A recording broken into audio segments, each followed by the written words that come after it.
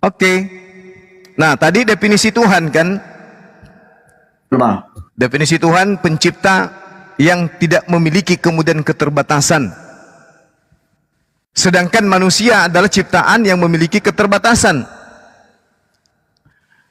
Tuhan yang Maha Kuasa menjadi manusia. Berarti Tuhan menjadi makhluk yang memiliki keterbatasan. Karena dia sudah menjadi manusia. Jadi gimana Anda menyikapi ini?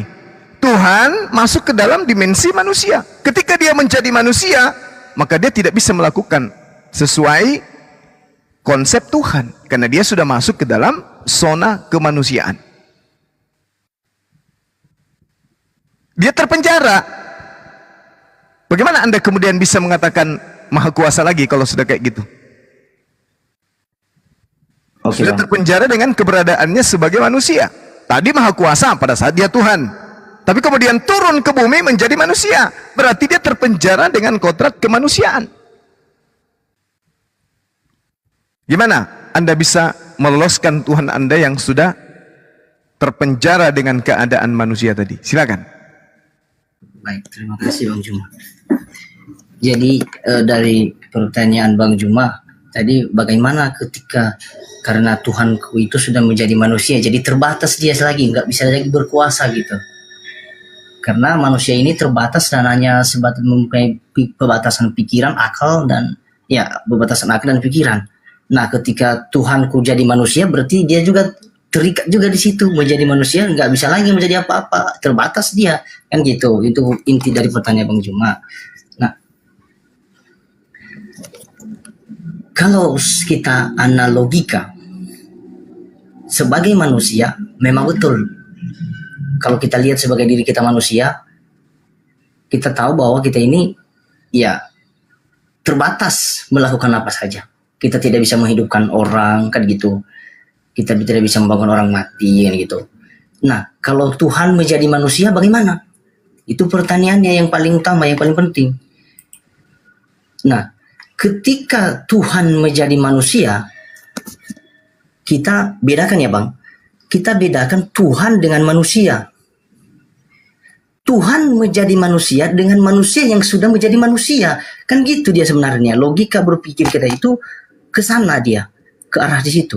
Nah, dari disitulah banyak orang yang tidak memahami hal itu. Kenapa saya bilang tidak memahami hal itu? Bahwa dalam pemikiran kita manusia itu ya tidak bisa melakukan apa-apa. Betul kalau kita lihat dalam definisi manusia. Tetapi ini kan Tuhan yang turun. Ini Tuhan yang turun. Ketika Tuhan itu turun, berarti sudah beda dong. Pasti beda dengan manusia yang lain. Apa bedanya? Dia Tuhan yang turun. Gitu Bang. Dia Tuhan, bukan manusia biasa. Kalau misalnya gini, saya dapati Bang Dafat turun. Ya kan? Bang Dafat turun. Ketika Bang Dafat turun, ya manusia biasa sih dapati ini. Ini kan bukan dari Tuhan. Ini kan Tuhan yang turun ini. Jadi kalau dianalogikan ya Tuhan yang turun lebih berkuasa di atas daripada manusia biasa gitu Bang. Jadi itu logikanya sebenarnya kalau kita memahami. Kalau bagi kami Kristen memahami seperti itu. Dan mungkin ada juga yang beda pendapat dengan saya ini. Ya tidak masalah. Asal itu kan wajar-wajar saja dengan pemahamannya sendiri. Tapi kalau kami mempelajarinya, inilah yang kami pelajari bahwa manusia Tuhan itu karena Tuhan yang turun, makanya tidak menjadi bukan seperti manusia biasa dia. Gitu. Tuhan ini turun nih Bang Juma. Berarti dia bukan seperti manusia biasa. Walaupun bentuknya manusia biasa tapi bukan seperti manusia biasa. Gitu. Dia punya kuasa gitu Bang. Dia punya segalanya karena dia Tuhan. Itu. Baik, terima kasih itu Bang Juma. Anda menabrak sendiri ya.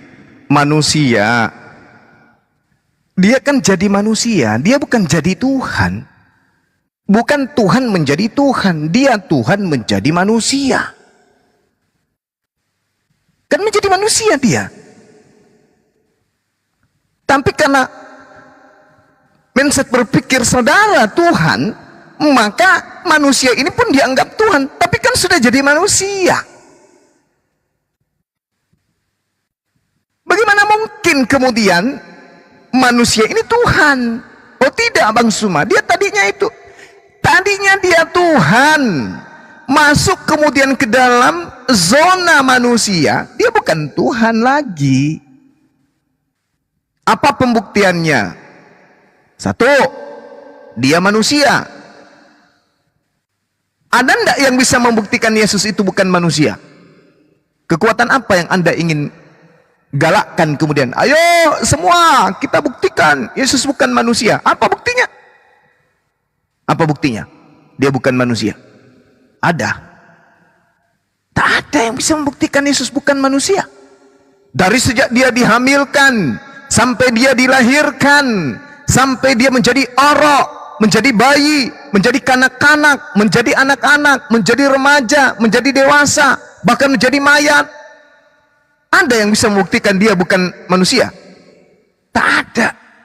Cuman doktrin yang Anda punya mengatakan dia itu adalah Tuhan.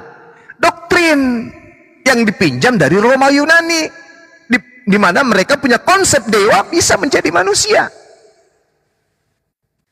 Tuhan Anda menjadi manusia, sudah selesai. Ketika dia menjadi manusia, manusia dia. Yesus, ya. Atas kehendak siapa kau datang menjadi manusia? Oh, bukan atas kehendakku, Bang Suma, tapi atas kehendak dia. Ia mengutus aku. Kena. Berarti ini cuma tanggapan ilusi iman, asumsi iman, angan-angan iman buta. Karena Yesus ketika ditanya dalam Yohanes 8:42, aku datang bukan atas kehendakku. Berarti dia murni ciptaan. Hanya iman Anda saja yang membabi buta, bukan buta babi ya, tapi membabi buta, menganggap anak Maria ini Tuhan dengan konsep yang tadi akal-akalan. Lalu ditanya, Yesus, sini dulu sus, saya mau tanya, saudara Yesus, Nabi Yesus, kata saudara saya Kristen, ente Tuhan. Oh, siapa bilang? Aku datang ini bukan atas kehendakku. Kalau dia adalah Tuhan berkehendak menjadikan dirinya menjadi manusia Yesus, maka tentu Yesus akan berkata, aku datang atas kehendakku sendiri. Tapi ternyata tidak, aku datang bukan atas kehendakku. Yohanes 8:42. Berarti Yesus ini adalah 100% manusia dan 100% bukan Tuhan. Nah sekarang ketika Anda mengatakan, oh tidak, dia itu kan hanya karena kondisi manusia saja. Justru karena itulah, kekuatan apa, ilmu apa, disiplin ilmu yang kayak mana yang bisa membuktikan Yesus itu bukan manusia. Kita tatap dari rambut sampai kaki, manusia. Kejadian yang terjadi pada dirinya, ucapan-ucapannya, ucapan seorang nabi. Lalu perbuatan yang dilakukan membangkitkan orang mati dan seterusnya, perbuatan seorang rasul. Dia itu hanya merupakan mukjizat. Kesaksian tentang dirinya, dia hanya rasul. Lalu aspek mana yang bisa membuktikan kalau dia itu bukan manusia? Doktrin. Apakah doktrin bisa dijadikan sebagai sandaran untuk membantah semua akal sehat dan keadaan yang sesungguhnya? Nah itu dulu. Apakah doktrin bisa kemudian mematikan akal sehat dan keadaan yang sesungguhnya? Yesus manusia, 100% manusia, 100% bukan Tuhan. Apa buktinya dia 100% bukan Tuhan? Karena dia manusia. Apa buktinya dia manusia? Karena dia bukan Tuhan. Apa buktinya dia bukan Tuhan? Karena dia manusia. Itu aja. Tapi muncul kemudian sekelompok orang yang mencoba untuk mendoktrin dan mendogma, oh dia adalah jelmaan Tuhan. Bagaimana bisa? Tuhan menjelma menjadi bukan Tuhan. Bagaimana bisa? Apa yang bisa kemudian kita cerita di sini? Lain hal kalau Tuhan yang Maha Pencipta menciptakan makhluknya bernama Yesus. Makanya dalam kitab saudara dikatakan apa? Saksi setia dan benar permulaan dari ciptaan Allah. Wahyu 3 nomor 14. Yesus adalah permulaan. Dalam bahasa Yunani disebut arke. Arke ini adalah permulaan. Permulaan dari apa? Permulaan dari ktisis. Ktisis ini apa? Sesuatu yang ada dikarenakan ada yang mengadakan, alias makhluk. Jadi Yesus itu dikatakan dalam Wahyu 3 nomor 14 permulaan dari makhluk, ktisis. Jadi dia adalah makhluk, berarti dia adalah ciptaan. Lalu kita mau kemana ini? Ketika sudah nyata dalam dalilnya, kenyataan juga demikian adanya. Definisi manusia juga menghantam Yesus. Keberadaan Yesus pun menyatakan itu. Dan pengakuan Yesus juga mendalilkan dalil yang benar bahwa dia adalah manusia. Nah, apa yang kita ingin gunakan untuk membantah kemanusiaan Yesus? Hanya ada satu. Mematikan akal sehat dan berpelukan dengan doktrin dan dogma. Tapi orang sehat tidak akan mau kemudian terpedaya dengan doktrin dogma yang tidak rasional. Silakan. Baik, terima kasih Bang Juma atas penjelasannya. Jadi gini Bang Juma. Tadi saya tidak membantah Abang menyatakan Yesus Tuhan 100%. Yesus Tuhan 100%. Yesus Tuhan itu manusia. 100% saya akui. Yesus itu manusia. Dan dia Tuhan, saya 100% saya akui. Dia Tuhan. Gitu. Kenapa saya akui dia Tuhan? Dan kenapa saya akui dia manusia? Di hal dia lahir sebagai manusia. Kedatangannya dari mana? Gitu konsepnya Bang Juma. Jadi bukan mengajari Abang Juma ini. Jadi saya mengatakan konsep kami, pemahaman kami sebagai orang Kristen. Jadi di 100% manusia, 100% Tuhan. Gitu. Jadi kalau ada yang mengatakan bahwa dia bukan Tuhan, siapa bilang? Ada banyak ayat Alkitab yang menjelaskan tentang dia Bang Juma. Salah satunya itu Yohanes 2. 1 Yohanes ayat 4 ayat 2. Itu di situ dijelaskan lagi Bang Juma. Banyak ayat-ayat Alkitab yang menjelaskan tentang dia. Tapi kalau Abang Juma mengatakan bahwa Yesus itu manusia, ya jelas manusia memang. Gak ada, saya tadi tidak membantah Abang tentang itu mengatakan bahwa Yesus itu manusia. Saya tidak membantah Abang karena manusia Yesus dalam Alkitab dan juga ayat mengatakan Yesus itu manusia, jelas. Jadi apalagi yang perlu diperdebatkan tentang hal itu? Nah, yang kalau saya lihat dalam konsep-konsep selama ini yang sering diperdebatkan adalah ketuhanan yang ini saja. Saudara-saudara kami Muslim mengatakan bahwa Yesus ini bukan Tuhan. Tapi kami Kristen mengatakan Yesus ini Tuhan. Di situ ada perbedaan konsep kita. Dan kita memiliki dasar-dasar dalil-dalil yang kuat. Bang Juma memiliki dalil yang kuat, saya juga memiliki dalil yang kuat terhadap hal itu. Tapi kita mengatakan, sering dikatakan bahwa kalian kena doktrin gereja. Silakan saja, boleh-boleh saja kita berpendapat apapun Bang Juma. Silakan saja, Abang Juma mengatakan begini-begini terserah. Itu memang hak kita untuk menyampaikan pendapat kita terhadap sesuatu hal. Tetapi ingat dalam konsep itu jangan kita mengklaim gitu Bang. Artinya kita harus juga memahami apa dasarnya mengatakan dia Tuhan. Jadi di dalam Alkitab ada banyak ayat-ayat yang menjelaskan tentang Yesus ini adalah Tuhan. Dan ada banyak juga ayat-ayat yang mengatakan Yesus ini adalah manusia.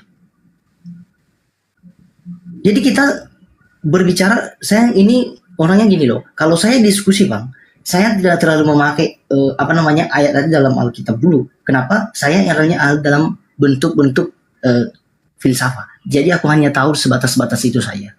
Jadi aku gini, kalau saya berdiskusi, saya mendengarkan orang, menyampaikan sesuatu, saya mendengarkan orang. Saya nggak mau membantah hal tadi, silakan saja. Yang penting apa yang saya sampaikan adalah bagaimana konsep yang saya tahu dan saya ketahui tentang Tuhan. Itu saja Bang Juma. Oke, baik. Ini sudah semakin aneh saya rasa ya. Tapi saya menghargai itu iman saudara. Anda dengan berani kali mengatakan Yesus itu 100% manusia, 100% Tuhan. Tolong Anda tunjukkan kepada saya 0,1 sisi ketuhanan Yesus. Saya ingin tahu apa dari Yesus ini 100% Tuhan ini. Tunjukkan saja 0,1% itu yang mana pada diri Yesus. Silakan. Jangan 100, terlalu lebay. 0,1 aja. Yang mana? Saya ingin tahu, Bang. Tunjukkan. Sudah? Oke. Oke. Terima kasih Bang Juma atas pertanyaannya itu. Memang begitu terus yang perlu kita pertanyakan. Saya juga Yang 100% ini nggak perlu. Saya cuma minta 0,1%. hanya minta Ketuhanan langsung. Yesus. Ya, ketuhanan Yesus. Ada nggak orang yang lahir, Bang, yang tidak dikandung ibu, yang tidak dilahirkan secara jenis dua, berhubungan antara laki-laki dengan perempuan? Definisi Tuhan adalah manusia yang lahir tanpa ayah sama dengan Tuhan gitu. Tidak juga. Nah, udah. Terus Nggak gini, Bang. saya minta 0,1% aja loh. Gini, Bang. Saya kalau mau diskusi aku dulu, kalau abang juga nanti abang juga gitu. Saya nggak mau roomnya kacau gitu. Jadi aku nggak. Bukan. Saudara kan bertanya nih sama saya. Ya, Ada nggak kemudian nabi atau manusia yang lahir tanpa ayah? Kan gitu.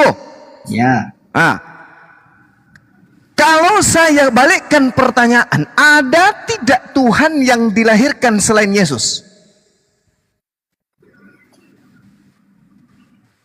Tidak ada. Tidak ada. Terus yang dilihatin Tuhan. Berarti tidak ada Tuhan yang pernah dilahirkan. Makanya saya minta kepada saudara, kalau hanya mengatakan ada tidak Tuhan, ada tidak nabi yang lahir tanpa ayah, saya juga bisa bertanya, ada tidak manusia yang pernah lahir tanpa ayah, tanpa ibu, selain Hawa? Oh, Hawa juga Tuhan, karena cuma dia. Ayo. Jadi itu bukan 0,1%. Yang saya minta kepada saudara, tunjukkan sisi ketuhanan Yesus. Jangan lebay 100%. Cukup 0,1% kalau ada. Mana? Pasti yang Anda tunjukkan akan mengarahkan kepada sisi kemanusiaan. Silakan. Sudah Bang Juma? Silakan.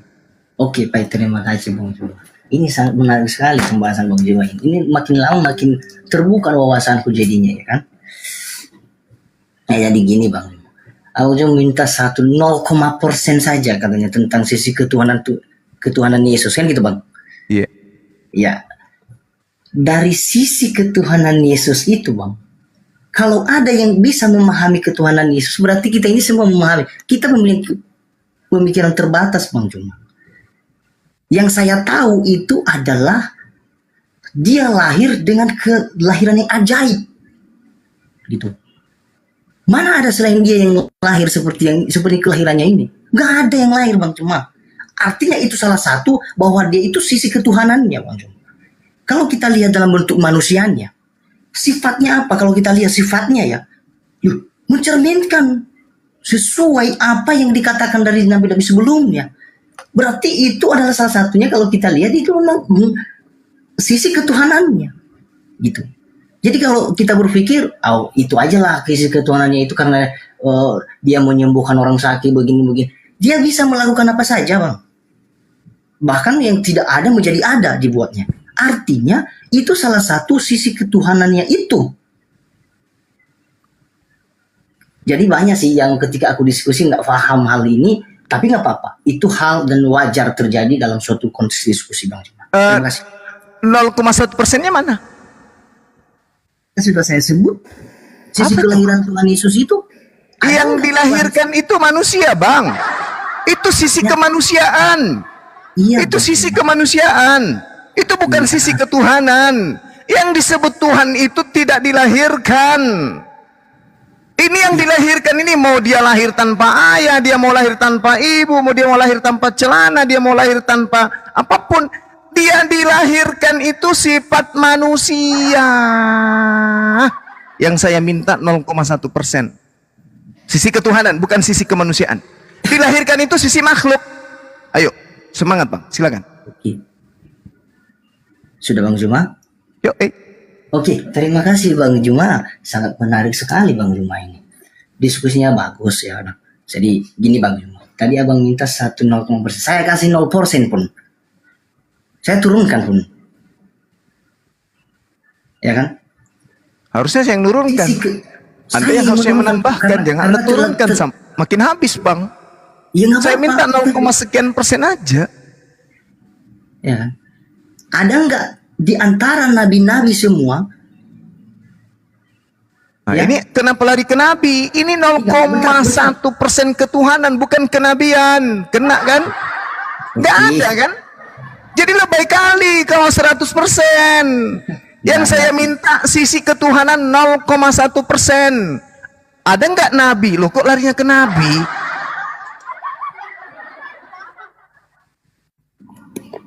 Ayo. Ada nggak? Begini, Hmm. kalau kita bilang Yesus ini kan Tuhan. Kami katakan Tuhan. Bisa nggak dia bilang? Dia itu bisa menghidupkan orang mati, Bang. Itu salah satu sisi ketuhanan, Bang. Jangan salah, Bang.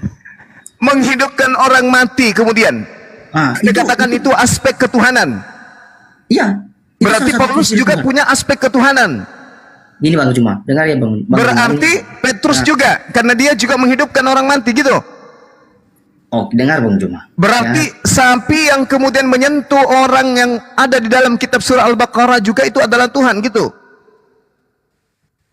Oke. Sudah, Bang Cuma? Iya, Oke, saya jawab ya, Bang Cuma. silakan. Yang saya bilang tadi itu adalah bisa dia menghidupkan orang mati. Alasannya kenapa? Dia punya kuasa. Aku tidak dapat berbuat apa-apa dari diriku sendiri. Sebelum dia membangkitkan Lazarus, dia berdoa dulu kepada Bapa. Kisah Ya. Para Rasul 2 nomor 22. Hai orang Israel, yang kumaksudkan inilah dia Yesus, manusia yang dari kota Nazaret, yang ditentukan oleh Allah sebagai perantaraan Allah dengan mujizat-mujizat, tanda-tanda dan kekuatan yang dilakukan oleh Allah melalui perantaraan Yesus, seperti yang kamu tahu. Mana aspek ketuhanan Yesus? Sementara yang membangkitkan Lazarus itu adalah Allah melalui Yesus. Biiznillah. Mana sisi ketuhanan yang kita minta? Ya, 0,1%.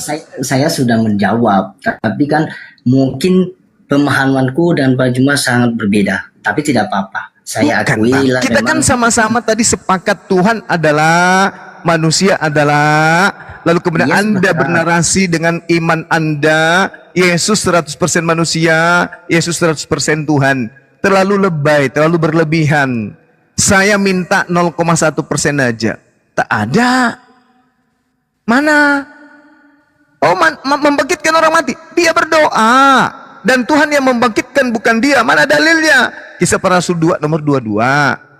Mana sisi ketuhanan yang kita minta?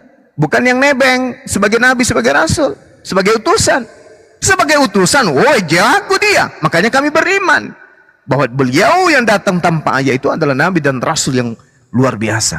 Tapi kalau sampai jatuh kepada ketuhanan, oh itu ajaran dewa-dewa. Nah sekarang Anda, saudara saya, mengatakan dia punya sisi 100% Tuhan. Kalau saya, Yesus 100% manusia dan juga 100% bukan Tuhan. Sama-sama 200% kan? Nah Anda 100% Tuhan. Nah saya minta, mana 0,1% ketuhanannya mana? Ketuhanan loh, bukan kemanusiaan, bukan kenabian, bukan kerasulan, tapi ketuhanan. Tunjukkan. Silakan. Ya, baik, Bang Cuma. Terima kasih pertanyaannya. Jadi tadi saya jawab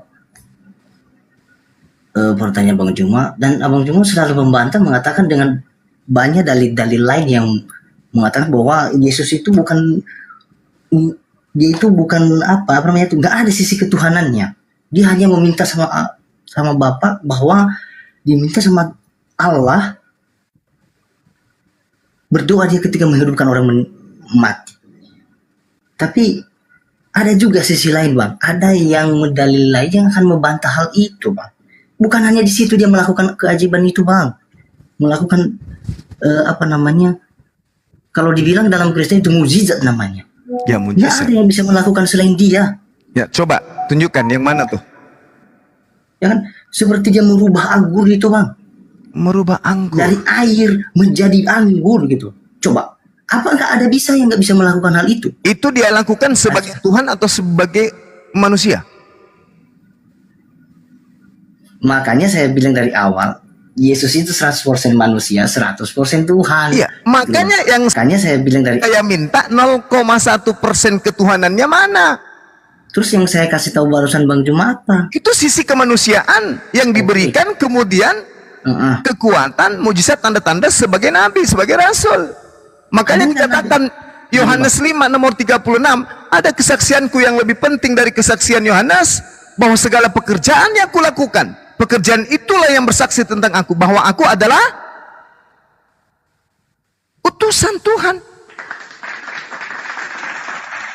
Datang saudara saya, Bang Dapa, oh no, bukan Yesus.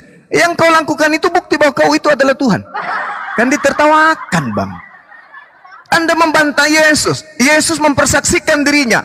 Segala pekerjaan yang aku lakukan, membangkitkan orang mati, membuat air menjadi anggur, membuat badai menjadi tenang, membuat orang buta melihat, orang mati hidup kembali, orang lumpuh berjalan kembali. Pekerjaan itu yang aku lakukan sekarang, dan pekerjaan itulah yang bersaksi tentang aku, bahwa aku adalah utusan Bapa, utusan Dia bukan Tuhan. Nah, Anda mau mengorek kemana sisi 100% ketuhanannya? Kalau semua yang Anda sebutkan ternyata masuk dalam komponen kenabian dan kerasulan beliau.